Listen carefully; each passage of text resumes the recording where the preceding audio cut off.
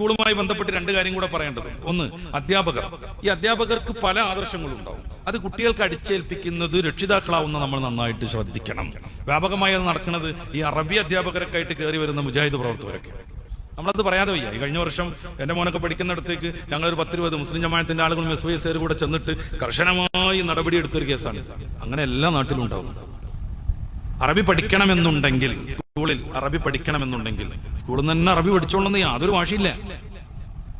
സ്കൂളിൽ അറബി പഠിക്കണമെന്നുണ്ടെങ്കിൽ ആ ഒരു സംവിധാനം നിലനിൽക്കണമെന്നുണ്ടെങ്കിൽ അതിനോട് മാത്രം ആത്മാർത്ഥത കാണിക്കുന്നവരായി അധ്യാപകർ മാറണം. ഇതും വെച്ച് വൃത്തികെട്ട നജ്ദിയൻ തൗഹീദ് പഠിപ്പിക്കുന്ന ശൈലി വ്യാപകമാണ്. എട്ടും പൊട്ടും തിരിയാത്ത കുട്ടികളെ ചെറിയ പ്രായത്തിൽ തന്നെ നജ്ദിയൻ തൗഹീദിന്റെ ആളുകളാക്കി മാറ്റുന്നു.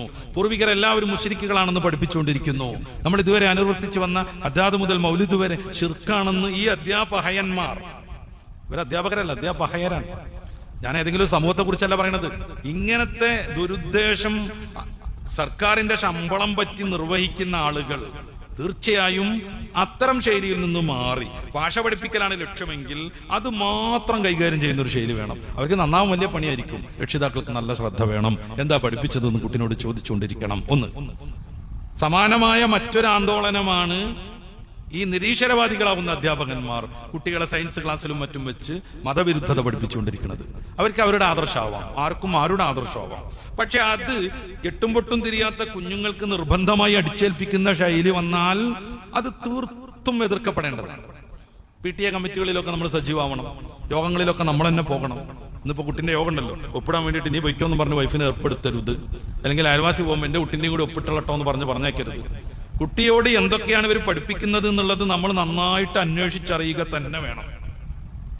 ഏറ്റവും പ്രാധാന്യം മതത്തിനാണെന്ന് നമ്മൾ മനസ്സിലാക്കണം, ആദർശത്തിനാണെന്ന് മനസ്സിലാക്കണം.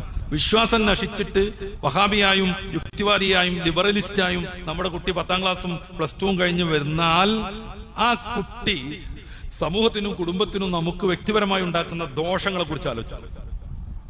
മരണപ്പെട്ടു പോയാൽ നമുക്ക് വേണ്ടി പ്രാർത്ഥിക്കേണ്ടവൻ എന്ത് പ്രാർത്ഥന, എന്ത് നിസ്കാരം, എന്ത് ദൈവം, എന്ത് റസൂൽ എന്നും പറഞ്ഞ് നടക്കുന്ന ഒരു വൃത്തികേടിലേക്ക് എത്തിയാൽ ഇത് മതത്തിന്റെ ഒരു തകരാറുണ്ടോ അല്ല കേട്ടോ.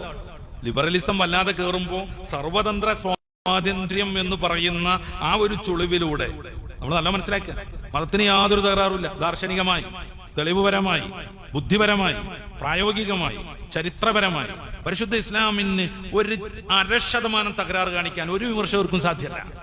പിന്നെ എങ്ങനെയാണ് മതം വേണ്ടെന്ന് ഈ സൊസൈറ്റിയിൽ പറഞ്ഞ ചില കുട്ടികൾ തന്നെ തീരുമാനിക്കുന്നത്? ലിബറലിസം എന്ന മോഹന വാഗ്ദാനം, ഏത് രീതിയിലും താന്തോന്നിത്വം കാട്ടി നടക്കാനുള്ള സ്വാതന്ത്ര്യം, ആരെയും ലൈംഗികമായ